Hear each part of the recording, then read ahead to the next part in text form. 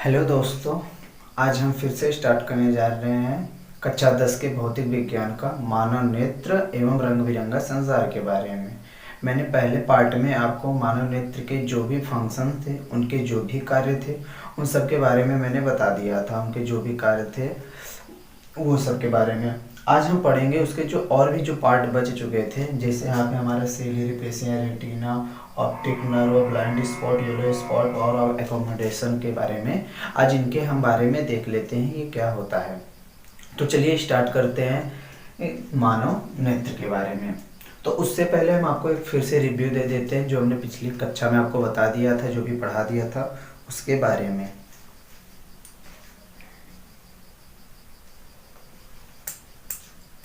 देखिए, मैंने आपको क्या बताया था कि आपको बताया था ये जो मानव नेत्र का जो सबसे बाहरी भाग होता है इसे कार्निया बोलते हैं। इसका मेन काम यही होता था कि प्रकाश को इकट्ठा कर, मतलब यहाँ पे लाना और नेत्र के अंदर भेजना था, इसका काम था। उसके बाद ये जो दोनों लाइन दिख रही है इसका नाम हमने आइरिस बताया था। आइरिस का काम क्या होता है, ये पुतली को एडजस्ट करना। पुतली यहाँ पे ऐसे कम होगा ज्यादा, और पुतली का मेन काम क्या होता था कि ये प्रकाश को क्या एडजस्ट करना। प्रकाश की मात्रा ज्यादा घुस जाएगी, आंखों को हार्म कर सकती है, नुकसान पहुंचा सकती है। तो ये वाला भाग जो था हमारा पुतली का, इसे हम पुतली कहते हैं। ये भाग हमारा एडजस्ट करता था, प्रकाश को नियंत्रित करता था, और पुतली को ये हमारा आइरिस नियंत्रित करता था। उसके बाद मैंने नेत्रल लेंस के बारे में बताया था। ये मतलब एक मुलायम पार्ट होता है हमारे आंखों का। इसका मेन काम होता है कि प्रकाश को केंद्रित करना। कहाँ पर? इस वाले भाग रेटिना पे, जो भी हम पढ़ेंगे यहाँ पर हमने रेटिना लिखा है, इसके बारे में पढ़ा दिया था। और मैंने बताया था कि ये जो खाली स्थान भरा हुआ है इसमें जली द्रव भरा रहता है। जो हम रोने लगते हैं, हमारे आंखों से आंसू गिरता रहता है, वही हमारे यहाँ पे जली द्रव भरा रहता है। इसका मेन काम यही होता था, ये कार्निया और इस नेत्र लेंस को न्यूट्रिशन, पोषक तत्व पहुंचाना और ऑक्सीजन पहुंचाना, इसका काम था। और इस बीच में भी एक द्रव भरा रहता था जिसका नाम कचाव द्रव होता था। वाइट्रस एक होता था हमारा, वाइट्रस। अब इसका कचाव द्रव का काम ये होता था कि ये जो हमारे आँख की साइज है ना पूरी, इसको क्या करता है, मेंटेनेंस करके रखना था, एकदम बना के रखता था। क्योंकि एक द्रव्य ऐसा चीज है, और ये जो कचाव द्रव होता था एकदम जेली की तरह होता था, मतलब एकदम गाढ़ा होता था।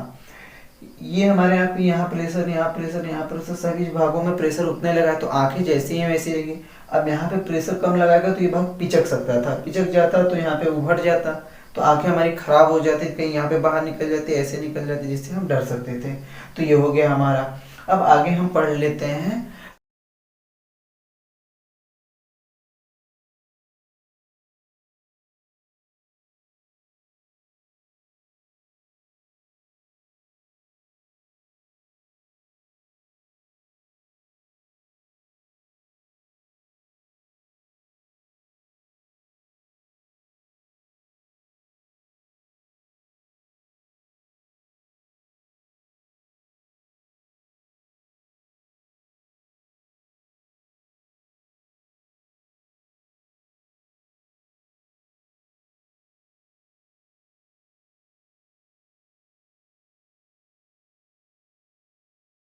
सीलियरी पेशियां क्या होती हैं। और एक मैंने और आपको बताया था, आंखों में जो व्हाइट वाला भाग है इसका नाम है स्क्लेरा है, इसका नाम स्क्लेरा है।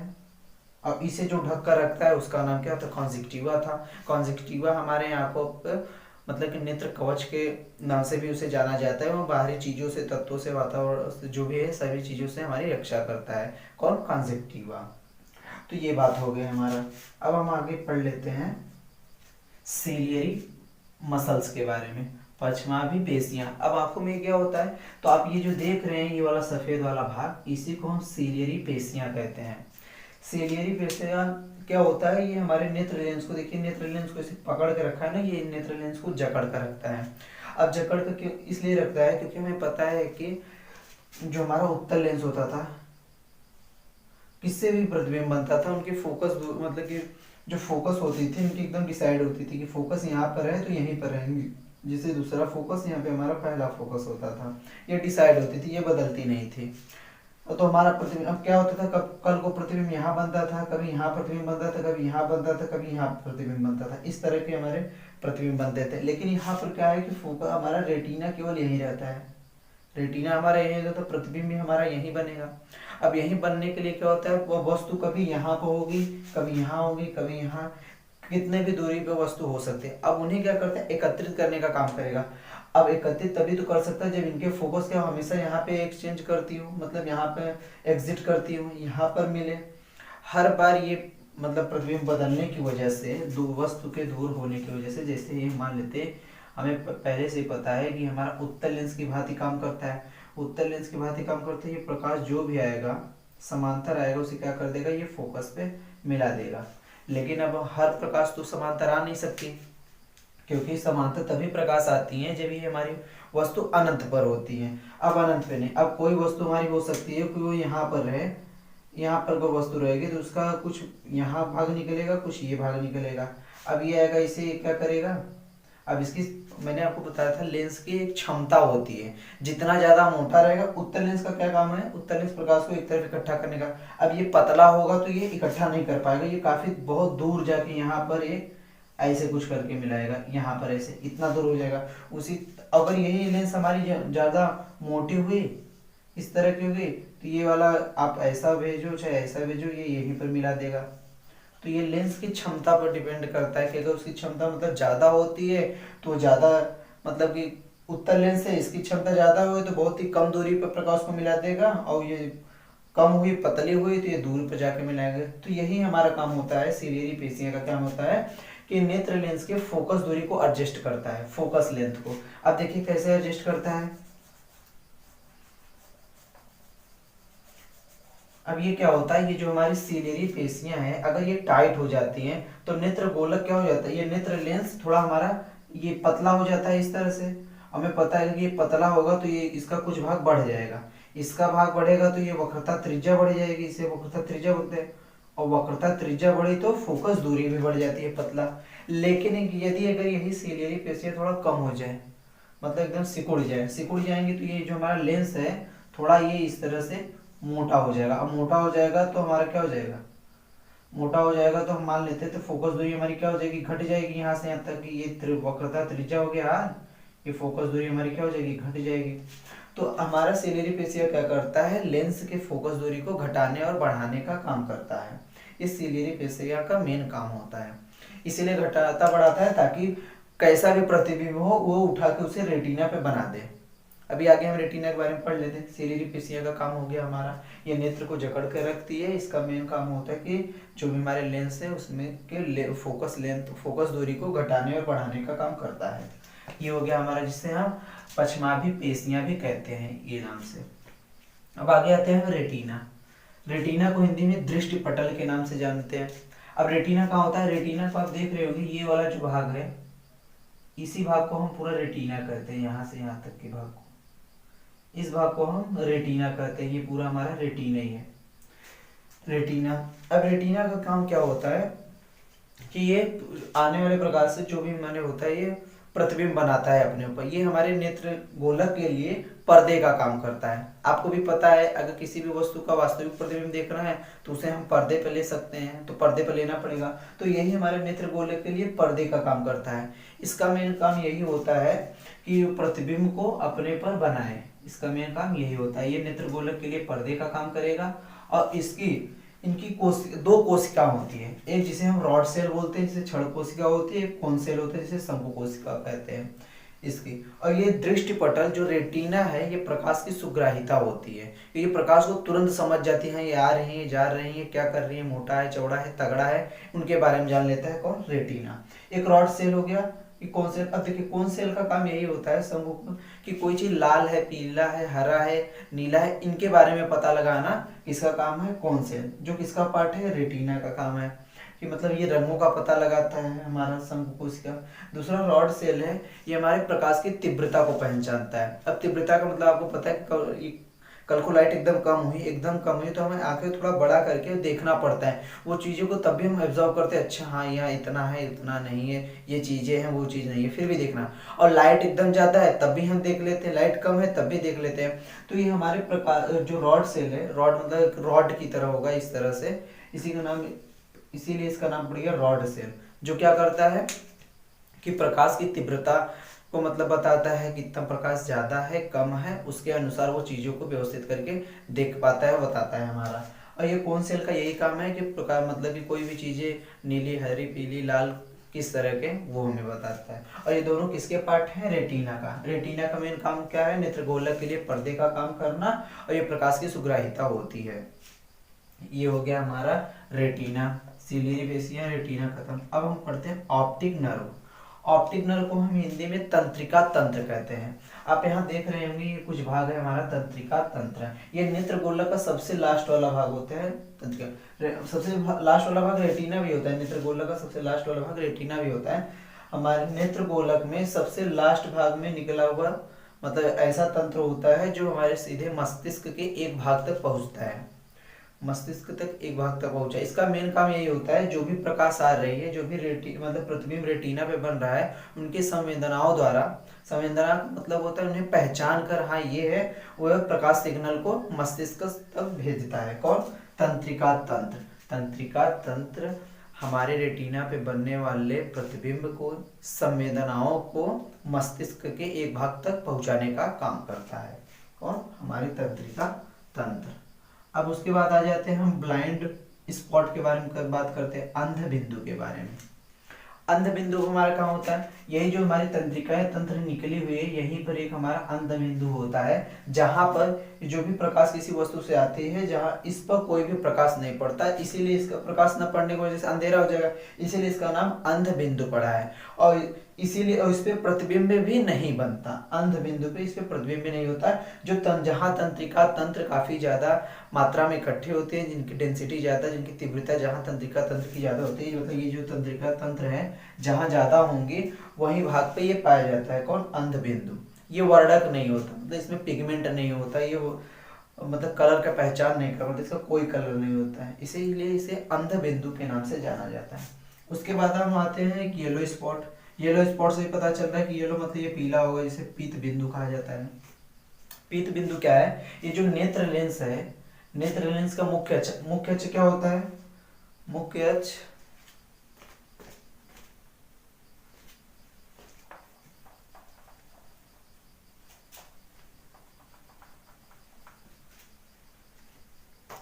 मुख्य अक्ष आप जानते होंगे, जो हमारे वक्रता केंद्र से होते हुए जाता है, ये वक्रता केंद्र हो गया, इससे जो भी लाइन जाती है इसे मुख्य अक्ष। वैसे इस लेंस का भी मुख्य अक्ष होगा, नेत्र लेंस के मुख्य अक्ष के मुख्य अक्ष, इस नेत्र लेंस का मुख्य अक्ष यही होगा। रेटिना को जिस भाग पर काटता है, यहाँ ये रेटिना होगा, रेटिना को जिस भाग पर काटता है या फिर जिस बिंदु पर काटता है उसे हम क्या बोलते हैं, पीत बिंदु। मुख्य अक्ष लेंस का, नेत्र लेंस का मुख्य अक्ष रेटिना को जिस भाग पर काटता है उसी को हम क्या कहते हैं, पीत बिंदु। एक पीती बिंदु ऐसा बिंदु है जहां पर प्रतिबिंब हमारा एकदम सबसे बढ़िया, एकदम अच्छा बनता है, सबसे बढ़िया प्रतिबिंब हमारा इसी पीत बिंदु पे बनता है। और ये वर्णक होता है, इसके पास वर्णक होता है, वर्णक मतलब रंगों को पहचानने की ताकत होती है, किसके पास, पीत बिंदु के पास। ये हो गया हमारा। अब हम आगे बढ़ते हैं, पावर ऑफ एकोमोडेशन, क्षमता। अब किसकी क्षमता की बात हो रही, इसी नेत्र लेंस की क्षमता के बारे में बात हो रही। अब देखिए ये नेत्र लेंस की क्षमता और ये पश्चमाभी पेशियां, ये एक दूसरे से रिलेटेड है। अब देखिए लेंस की क्षमता किसे कहते हैं, मतलब लेंस की वह क्षमता जिसके अनुसार वो अपने फोकस दूरी को समायोजित करने का काम करे। लेंस की वह क्षमता जिसके अनुसार, मतलब जिसकी मदद से वह अपने फोकस दूरी को समायोजित करने का काम करे, वही लेंस की क्षमता कहलाती है, समंजन क्षमता कहलाती है। अब देखिए इसमें क्या है, इसका मतलब क्या हुआ, हमारे क्षमता का मतलब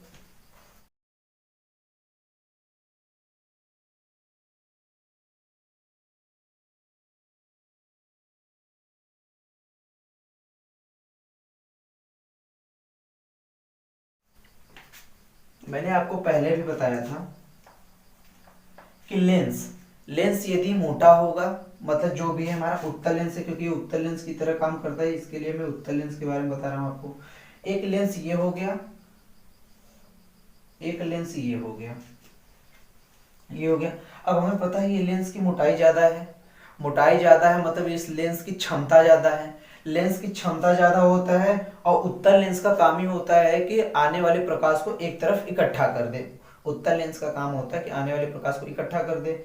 अब देखिए, आप किसी भी, अगर ये लेंस की मोटाई मतलब कि इसकी क्षमता बहुत ज्यादा है, तो आप किसी भी तरह से प्रकाश इस तरह से भेजोगे तो ये क्या कर देगा, उसे एकदम एक तरफ इकट्ठा कर देगा अपवर्तन होने के बाद। लेकिन अगर यही वाला प्रकाश हो और लेंस की क्षमता ज्यादा ना हो, मतलब मोटाई कम क्षमता कम, मोटाई ज्यादा क्षमता ज्यादा, क्षमता कम हो, अगर इस तरह से प्रकाश को आप डालोगे तो ये एक तरफ इकट्ठा न करके काफी दूर पे लेकर जाके इस तरह से काफी दूर चला जाएगा, वहां पर जाके ये मिलाएगा, तो ये हमारा दिक्कत हो जाएगा। तो इसी की दिक्कत होने में लेंस की क्षमता। अब देखिए, लेंस की क्षमता को कौन घटाएगा बढ़ाएगा, तो ये ही हमारी सिलियरी पेशियां करती है लेंस की क्षमता बढ़ाने का। अब ये कैसे बढ़ाएंगे, आपको पता है, जब ये हमारी सिलियरी पेशियां रिलैक्स हो जाए, अपने आप को मतलब कि छोड़ दें, तो ये ऐसा हमारा ये ढीला हो जाएगा। ये ढीला हुआ तो हमारा लेंस थोड़ा मोटा हो गया, लेंस मोटा हो गया, और लेंस मोटा होने की वजह से इनका वक्र, ये जो इनका वक्र है, वक्रता इनकी जो है बढ़ जाती है, इनकी वक्रता ये बढ़ गई। वक्रता बढ़ने से क्या हो गया, फोकस दूरी घट जाती है। सिलियरी पेशियां जब अपने आप को रिलैक्स करती हैं तो हमारे क्या होता है, वक्रताएं बढ़ जाती है लेंस की, और वक्रता बढ़ने से इनकी फोकस दूरी क्या हो जाती है, घट जाती है। दूसरी बात, और ये भी हम कह सकते हैं कि इनकी लेंस की समंजन क्षमता बढ़ती है। क्षमता बढ़ेगी तभी जब ये लेंस मोटा होगा, लेंस तब मोटा होगा जब ये रिलैक्स होंगी, और रिलैक्स होंगी तो फोकस दूरी अपने आप घट जाएगी। उसके बाद जब लेंस की क्षमता कम हो जाती है, लेंस की क्षमता कब कम हो जाती है, जब हमारी सिलियरी पेशियां टाइट हो जाए। अब टाइट होंगी तो ये कुछ इस आकार का बन जाएगा, टाइट होंगी तो ये कुछ इस आकार का बनेगा। इस आकार के बनने की वजह से ये हमारा क्या हो जाता है, वक्रता त्रिज्याएं बढ़ जाएंगी, तो फोकस दूरी भी बढ़ जाएगा, फोकस दूरी बढ़ जाएगा।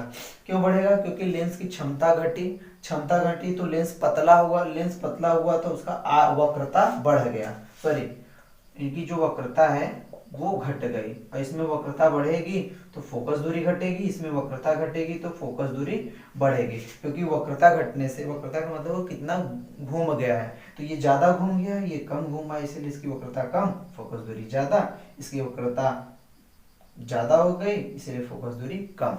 तो इस तरह से हमारे सवाल आते हैं कि फोकस दूरी को बढ़ाने और घटाने का काम कौन करता है, हमारा पश्चमाभी पेशियां सिलियरी मसल्स करती हैं। सिलियरी मसल्स क्या, अगर रिलैक्स होती हैं मतलब ये सिकुड़ती हैं तो क्या होता है, हमारे लेंस की क्षमता बढ़ जाती है। लेंस की क्षमता बढ़ी तो लेंस की मोटाई बढ़ी, लेंस की मोटाई बढ़ी तो फोकस दूरी घटी, ये हो गया। और जब हमारी सिलियरी पेशियां टाइट हो जाती हैं तो हमारी लेंस भी क्या हो जाती है, चपटी हो जाती है, जिससे लेंस की क्षमता कम हो जाती है। लेंस की क्षमता कम होने से फोकस दूरी अपने आप बढ़ जाता है। तो ये रहे हमारे सारी चीजें, हमने पढ़ लिया समंजन क्षमता के बारे में। स्पॉट मतलब हमने जान लिया पीत बिंदु क्या होता है।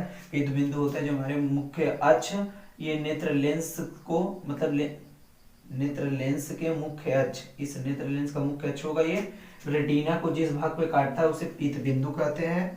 जिसपे मतलब ये पीला कलर का होता है, पीला कलर है तो इसके बाद वर्णक है, हम कह सकते हैं वर्णक मतलब रंग को पहचानने की क्षमता को वर्णक कहते हैं, पिगमेंट पाया जाता है उसी को वर्णक कहते हैं, पीत बिंदु है। और इसी भाग पे जब पीत बिंदु पर ही सबसे बढ़िया प्रतिबिंब बनता है।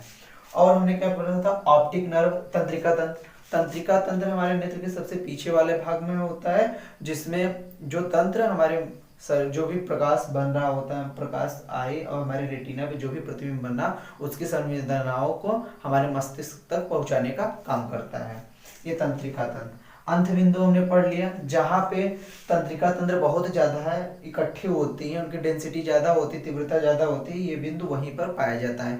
यहाँ पे प्रकाश बिल्कुल नहीं पड़ता, इसलिए यहाँ पे प्रतिबिंब बिल्कुल नहीं बनता। ये हमारा अंध बिंदु हो गया। हमने रेटिना के बारे में बता दिया। रेटिना क्या होता है, नेत्र गोलक का सबसे लास्ट वाला भाग होता है। ये नेत्र गोलक के लिए पर्दे का काम करता है, जिसपे प्रतिबिंब बनता है, और यह प्रतिबिंब वास्तविक होता है और उल्टा प्रतिबिंब बनता है। ये मार्कर हुआ ऐसा रहेगा तो ये यहाँ पर प्रतिबिंब कुछ इस तरह का बना देगा। अब मैंने बताया इसकी दो कोशिका होती है, एक रॉड सेल होता है जिसे हम छड़ कोशिका बोलते हैं, एक हमारा कोन सेल होता है जिसे शंकु कोशिका कहते हैं। मैंने बताया कि शंकु कोशिका का काम यही है कि वो रंग को पहचानने का काम करता है, लाल पीला हरा नीला को पहचानने का क्या है। और जो हमारा रॉड सेल है, छड़ कोशिका है, उसे अब चाहे थोड़ा अंधेरे में हल्का सा भी प्रकाश होता है तब भी जाता है हम पहचान लेते हैं कि ये कुछ भी मेज रखा है, स्टूल रखा है, कुर्सी रखा है, उसे पहचान लेता है। और लाइट है तो भी पहचान लेगा। तो ये हमारे प्रकाश की तीव्रता को पहचानता है। इसका काम ही है, क्योंकि रेटिना है, प्रतिबिंब बनाना ही है, तो दो मदद करते हैं इसकी कोशिका प्रकाश की तीव्रता को ये पहचानने में, रॉड वाला। उसके बाद हमने मतलब सीरियली मसल्स पढ़ा था कि ये नेत्र लेंस के फोकस दूरी को घटाने और बढ़ाने का काम करता है। जब ये सिकुड़ता है तो नेत्रगोलक की फोकस दूरी घट जाती है, क्योंकि ये ऐसे चपटा हो जाएगा, ऐसे हो जाएगा, ऐसे होगा तो ये आकार कुछ थोड़ा छोटा बनेगा, तो फोकस दूरी घट जाएगी। और जब ये टाइट होती है तो हमारे ये लंबा हो जाता है नेत्र लेंस के लंबा होने से, तो ये हमारी फोकस दूरी भी बढ़ जाती है। तो आज हमने मतलब कि हमने ये इतना पढ़ लिया। अब हम आगे पढ़ते हैं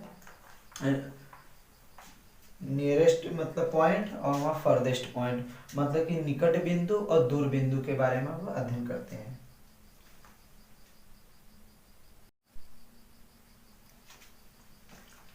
अब आगे हम पढ़ लेते हैं ये निकट बिंदु क्या होता है और दूर बिंदु क्या होता है। मानव नेत्र के सापेक्ष जो हम निकट बिंदु और दूर बिंदु कहते हैं उसके बारे में हम जान लेते हैं।